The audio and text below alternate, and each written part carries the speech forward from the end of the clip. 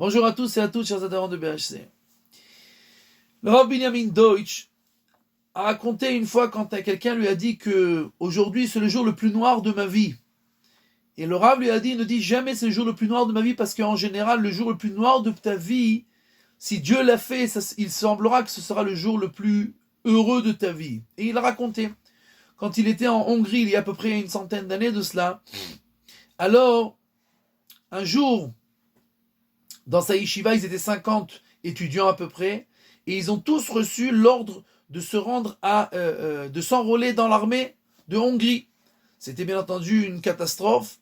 Ils ont réussi à rassembler une somme énorme d'argent pour envoyer à un des plus grands médecins qui était en Hongrie pour qu'il écrive des causes pour permettre à ces jeunes de ne pas s'enrôler, de dire que celui-là il est malade et celui-là il s'est cassé un bras, ou d'inventer toutes sortes de maladies et de problèmes pour qu'ils ne soient pas, pour qu'ils puissent être, on peut les abstenir de s'enrôler.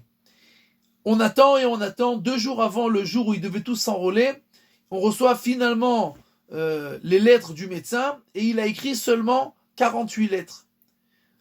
Et pour deux des étudiants, il n'a pas écrit de lettres. Il semblerait qu'il a eu peur d'écrire pour tout le monde, qu'il se fasse attraper. Donc, il a écrit seulement 48 lettres. Et le Rav Binyamin Deutsch était un des deux qui n'a pas reçu de lettres et un ami à lui. Alors, bien entendu, il a vite fait une valise, lui et son copain, et ils se sont enfuis de Hongrie et ils sont montés en Eretz Israël. Et il a raconté que pour lui, ce jour-là, c'était le jour le plus noir de sa vie, où il a été arraché cruellement de sa famille. Et il a pleuré amèrement en ne sachant pas est-ce qu'il reverrait Bichlal une fois sa famille. Et ce qui s'est passé, ce qui s'est avéré quelques années plus tard quand les nazis sont montés au pouvoir et que de toute sa yeshiva, lui et son ami sont les seuls qui sont restés vivants puisque tous les autres ont été déportés et ont été assassinés pendant la Shoah. Et donc en fait il s'avérait que le jour le plus noir de sa vie était le jour le plus heureux de sa vie, ou le jour où il a été en fait sauvé. De la même manière, Yosef Hatzadik a été vendu, a été arraché cruellement à sa famille, et c'était sûrement pour lui le jour le plus noir de sa vie, mais de ce jour-là il est devenu le premier ministre d'Égypte, il a sauvé toute sa famille de la famine, etc.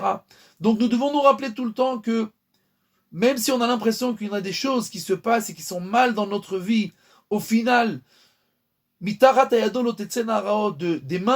les mains de Dieu ne sort que des bonnes choses. Et même si on ne comprend pas et on ne voit pas tout le temps les conséquences et ce qui sort de bien de ce qui se passe dans notre vie, nous devons être sûrs et certains qu'au final, tout ce que fait Dieu est seulement pour le bien.